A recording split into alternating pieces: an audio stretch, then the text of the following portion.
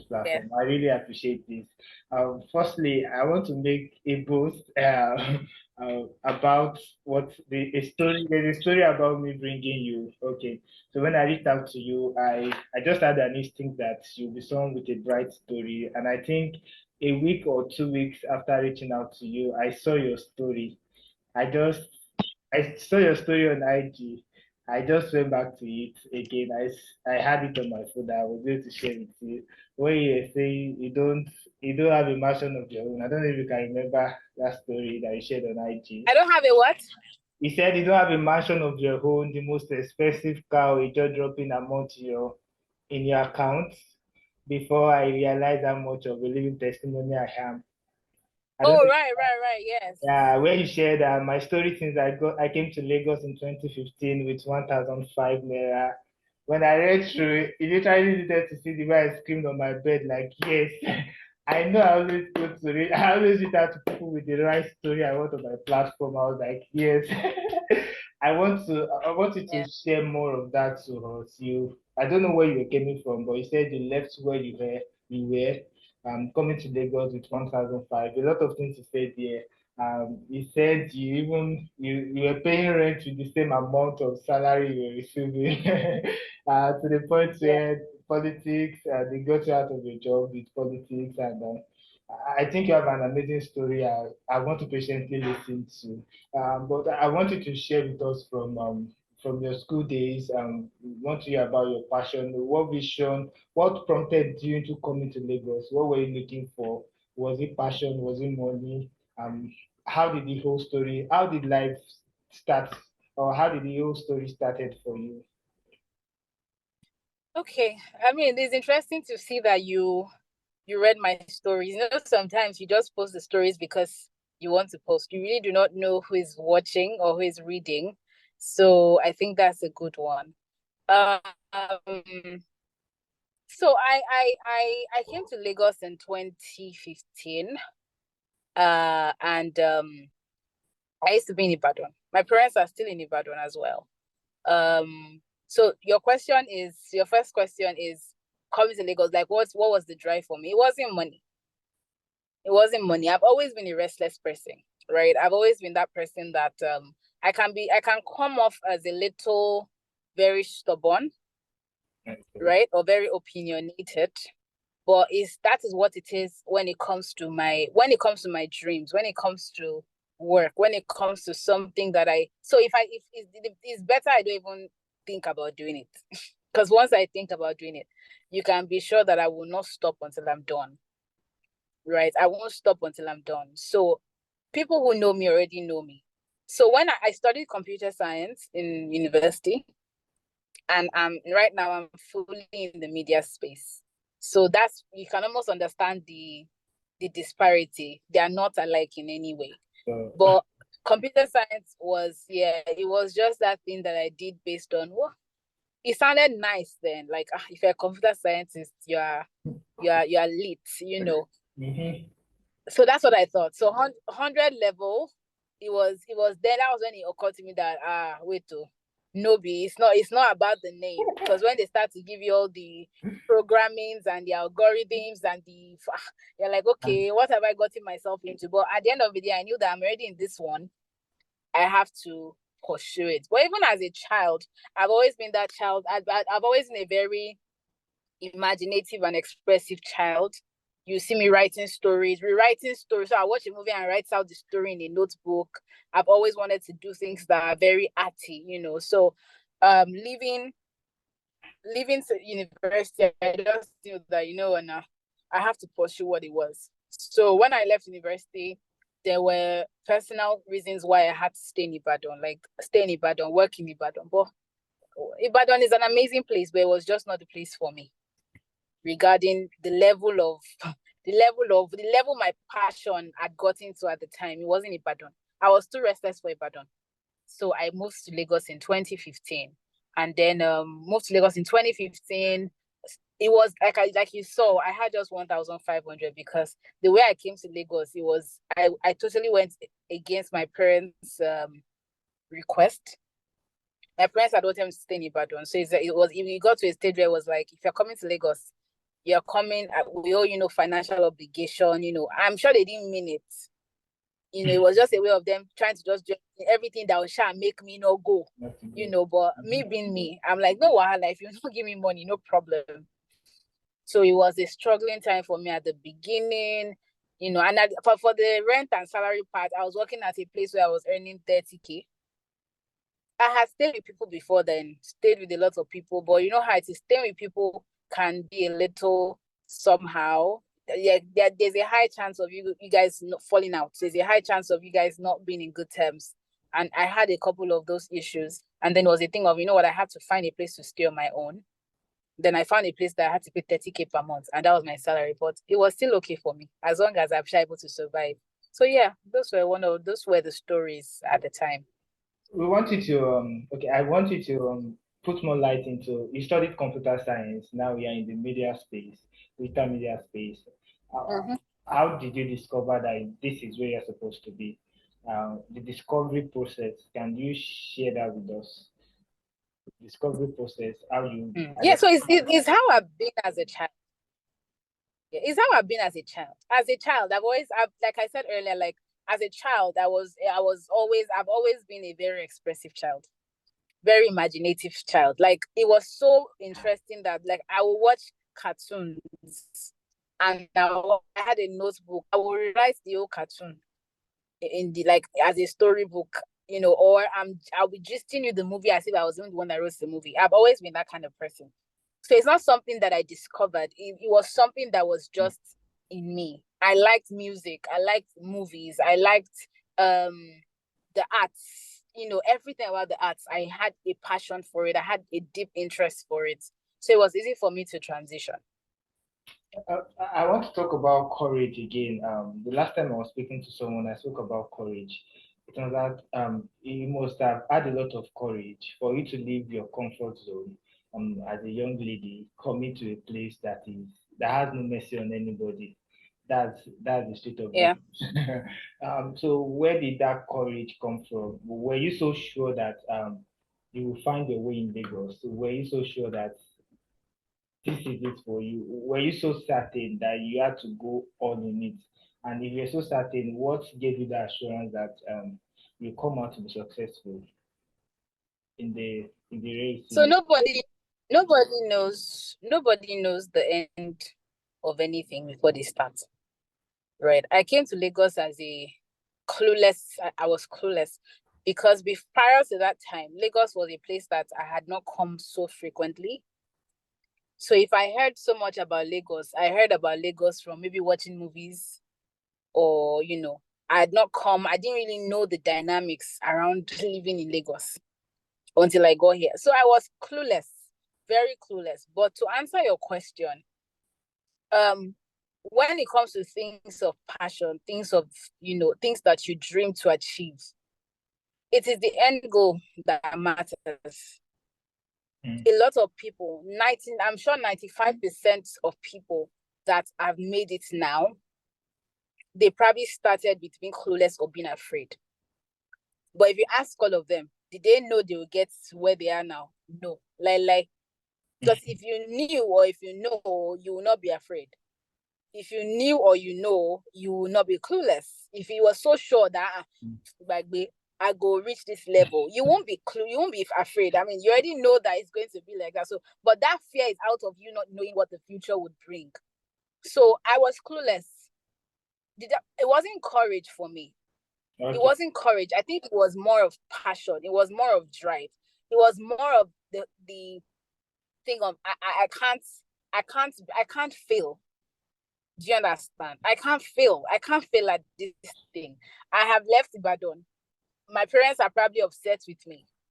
I can't afford to be a failure. So those were the things that kept me going. Like, you know what? I'm not going to settle for less. I have to prove, if not for anything, I have to prove my father wrong or prove my mother wrong. I have to make them understand that me coming to Lagos, their fears, they are very, their fears which I totally accept. Like, I'm not upset with them. Their parents, it's okay for them to feel the way they felt. Your daughter is living to Lagos. Lagos, that is a wolf land. they will be worried and afraid. So it was not confidence. It was just passion, and it was just a drive. At the end of everything, it was a lot of God, a lot of prayers, because I don't think if God, the God factor was not there. I'm not saying I'm not made now, but definitely I'm not the way I was when I started. So Mhm. yeah. Yeah, sure. You are big anyways. um, God be the glory. I want to talk about mentoring now. You said you left Lagos, you left Ibadan rather, coming to Lagos to pursue something as a vision, to enter a field you have never been to or you have never been in. Did you seek out for Mm-hmm. mentoring, or what were the things that guide you into what you feel you should be doing? Because probably there will be a lot of options on ground for you, and there will be times you have to make decisions. Those times when you have to make major decisions, how did you go through it? Uh, so I won't say that I didn't have a mentor until when things had started to take form for me. But at the beginning stage, I did a lot of research. I did a lot of research. Like I did a lot of reading, researching. I spent a lot of time on social media, Mm. because that's literally where you can find a lot of things related to the arts, related to media. I spent a lot of time on social media. I asked a lot of questions as well. And one thing that I know helped me again was the fact that I was not okay. So at that time, there was a time when I was at my former workplace. I had someone who is now my mentor. At the time, it wasn't my mentor. It was just a friend who was concerned about me. But now he's now my mentor. So I had support. Let me use that word. I had a good support system Okay. that what they were able to put me in the right place and just make me understand that, okay, you know what, it's not looking good now, but just be patient, we're here for you, things will work out. So I had positive support system. I did a lot of researching. I asked a lot of questions, stupid or not stupid. And then I did a lot of praying as well. So yeah, just those four things. So what do you think a lot of people should do before they look out for mentors, actually? Or do you think it's really important in the early days of our career looking out for mentors, or we should do the work first before going out to seek for mentors? So it's not bad to have a mentor. It's very good. In fact, it is very, very appropriate to have a mentor, because no matter where you're at, even if you look at the likes of the Moabudus and the likes of the people that have gotten to a good point in their lives, they still have mentors. Mm. You need a mentor. You need a mentor because you need someone to have a second eye on something. You need someone to put you in check. But you can't be empty and you are looking for someone that is full to pour into you. Yeah. You understand what I'm trying to say? You have to be half full, halfway full, and then you're looking for someone that is full to the brim that can now pour. You need to have space. So it's like you're halfway full. So there's still space for you to receive. So you need to look for someone that is full enough to pour into what you have that is empty. But imagine you are all empty and you're looking for a mentor that is full. The mentor will end up pouring everything into you. Do you understand? But what is left? What is the advantage for the mentor? You cannot have anything to offer your mentor. Your mentor has support, wisdom, advice to offer you. You that you're receiving, you need to make your mentor see reasons not to give up on you. Mm. You can't have a mentor that is telling you when it's 7 o'clock in the morning, we are going to go and jog at the stadium because you have to lose some weight. And they are calling you at 7 and you're sleeping, you're not picking your call. Before you know it, the mentor will probably look and say, this one is not ready. You need to make your mentor not regret, focusing on you, not regret choosing you. Mm. Because everybody is busy. Everybody is busy. Mhm. So why should I leave my work to focus on you? So you need to make me see reasons too. So the advice I will give people is, it's okay, it's very appropriate to have a mentor, but don't be a conditional person. Like, have a mentor, but also be ready to receive, be ready to give your all. So do your own work, get better, take yourself to a point where all that is left is just a few brushing here and there. A mentor is not supposed to pick you to help you from the scratch. That's not the job of a mentor. A mentor is supposed to brush up what is already there. So don't give your mentor too much work to start to, pick yourself up and let your mentor take you from where you are to the top. So yeah, that's what I would say. Well, today is Sunday. I feel like saying preach on pastor. Preach on pastor, because it's needed to say. It's So needed to say. I want to ask a very it's going to look like a personal question because I have it's something personal to me. Like I have a lot of people that it's a real life experience now. You Okay. left home to pursue your dream, and you will be able to make something meaningful out of it. And I've also witnessed people that left home to make ends meet outside their comfort zone, and they still find it out to this moment, and they are just living on hope that they are not giving up. They can't go back. What will you think? Will I say what you did? What did you do different, or what do you think they are not doing right to the points whereby they can make something meaningful out of them pursuing their vision and their passion? I think I would say they don't have a passion then. That's just the answer. They don't have a passion. Because if you have a passion, you will go for it. If you have a passion, you will go for it. I also understand the fact that there are certain external factors that might affect people. But if you have a passion and you know what you want to achieve, you know where you're going to, you know that you cannot afford not to say, as in, no, this thing I have to do it. You would do it. At the same time, talking about these external factors that might pull you down, let's say, okay, money, finding a job. I think I was blessed. I was blessed to find a job, even though I was collecting 30K, but at least I still had a job, right? But the factors are, people are very quick to give up. Mm. That's what I say. People are very quick to give up.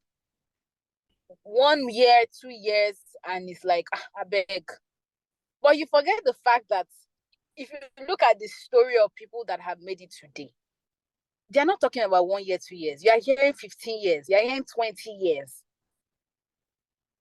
A lot of people just, once it's 1 year, 2 years, well, I beg, I can't stress myself. But the point is, that is even the point where you need to keep going. You need to. There's no two way. You need to keep going. Onokon waja. That's what people say.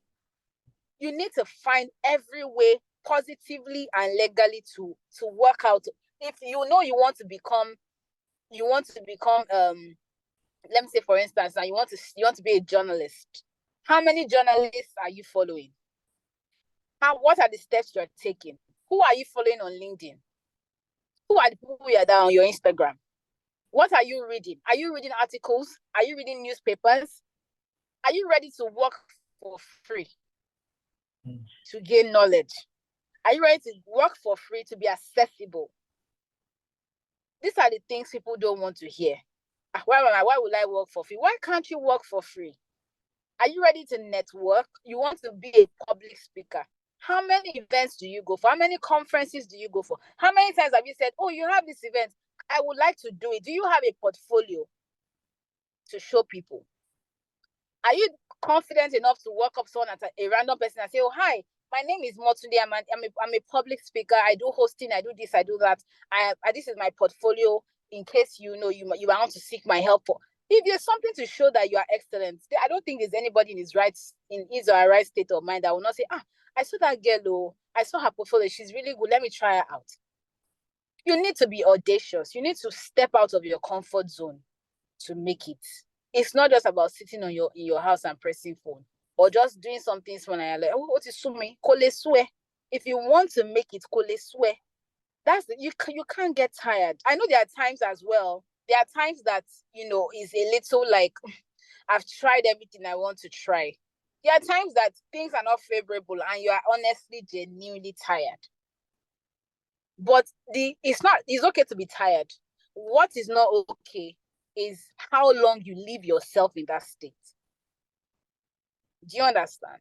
How long you allow yourself to just wallow in, oh, otisumi. That's a lot of people, they are tired, but they still wake up every morning and be like, no, I will go to that office, say, I will go and meet that person, say, I've heard no, but it's not enough. I need to make them see that I'm worth it. So those are the things I would say. Can we say is everybody that pursue that will really succeed? Is there everybody that give all that will succeed in their It's not craft? everybody. It's not everybody. Success is relative. Success is for those people that want it. So it's not, you can't expect everybody to want success. So not everybody will make it. That's the bitter truth of life. But can everybody make it? Yes, everybody can make it. Will everybody make it? No, not everybody will make it. Because we're all different and some people are not ready to do the work. So Wow. Wow. Thank you so much. I wouldn't want to take a lot of your time. I want to go for a final question before we call this. okay. What would you say? You're working in one of the biggest media outlets in Nigeria. What would you say? I don't know if you can share with us if it's something you can share, how you got the job, and how you're able to deal with some of the challenges and how you are standing up for being a staff in that brand. Okay, I got my job based on recommendation. I would not want to share the subjects in question, but I got the job based on recommendation. Someone involved had seen my CV and it's like, oh, I was applying. Interesting, I was applying for a lesser role because it was a time in my life where I was just tired of working as well. So I was like, let me just do for a smaller role and just be earning small money. And then that's one thing about value. Once your value is there, people will see it. So this person had seen my CV and is like, you want to go for this role? Why? I'm like, I just want something to just do, sha. And she's like, no, with what I can see on your CV, it's not just a thing you want to do, sha. There's a lot that I'm seeing here. And I was recommended. I started off as a business development associate. And thankfully I've been promoted twice in the space of 3 years plus. It wasn't, I mean, it was a learning. So the good thing is where I work, thankfully there's a huge room for you to learn. There's a huge room for you to be better if you are ready to be better. It's a place that allows people to fly, to shine, but you have to be ready to do the work. So working there, I started with a lot of, because then I've leveraged on this opportunity that I had to learn. And then I did not just stop there. There was also that thing, okay, I've understood that this place allows people the chance to grow. So I want to know more. I want to do more. I want to involve myself in things that are naturally not even my business. I'm asking questions. Why is this like this? Why is that like this? Why can I do this? Even the one that is not my job description, you still see me asking, how come you did that? How come you do that? I made myself involved in the processes, one. And then two, I also ensured that whatever assignments that I'm giving, I'm not just doing it because I have a job. I'm doing it because I'm putting myself into it. Because if the job is not done right, it is my name they'll call.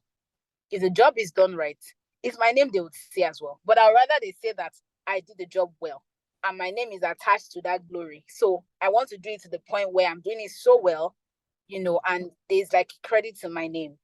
So if you ask me to write the alphabets, the English alphabets, because you've not said if it's small letter or big letter, I will write small and write big. And I will tender it to you that, okay, I've written the two. You didn't specify, but I've written the two, so you can make use of whichever one you want. Taking that extra, what's the name? That extra stride to just make it count, to be significant, to be excellent. And I'm glad for where I work that they allow you to be excellent. So yeah. Will you say that was the job that gave the breakthrough for you? Well, it has helped me a lot. The job has helped me a lot, not based on people knowing me, no, based on personal development. The job has made me get better personally. I really feel like if I was not working there, I would still be where I am today. Because my brand is individual, or is my brand is independent, I mean, of my job. So Motunde of Lagos thrives on its own. Do you understand? But my company is on its own as well. But I have been able to take the knowledge and the experience from my job into my own personal brand. So if I was not working where I work today, I'm very sure I will still get to where I am today. Because it's not about the two, it's not about my brand or my company or my job, rather, it's about me. Do you understand? Yeah. Thank you so much for your time. I'm really grateful. Thank you so much for having. Okay, hi everyone. My name is Motunde Ibironke. I am the Chief Digital Strategist of Motunde of Lagos. And I'm on In Talk with Timot Mowale. Make sure you watch this. All right.